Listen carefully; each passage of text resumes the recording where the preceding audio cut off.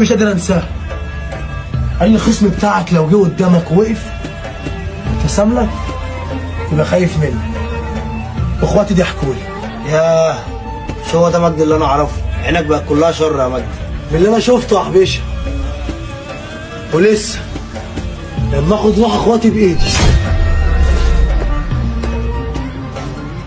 ولا دوشه فيها يا عم شافي، خضتني. مالك ياض؟ في وشك بقى عامل كده ليه؟ من التفكير.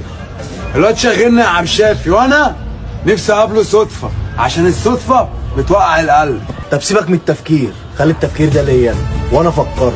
تعالى معايا. هو انت رابط حصان وهتمشيه وراك على فين؟ ما تسالش كتير، تعالى معايا. مين بقى مجدي ومين حبيشه؟ مين انت؟ وعايز ايه؟ مين انا مش لازم تعرف، وعايزكوا ليه؟ هناك عند البوسه تعرفوا كل حاجه.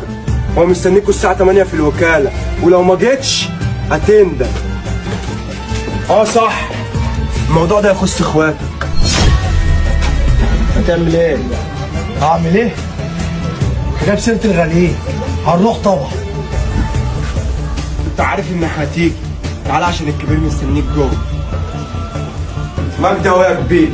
تعالى اقعد يا مجدي عشان هيدور بينا شغل كتير. بيقولوا ان عدو عدو حبيبي. وقالوا برضه حبيب عدو عدو.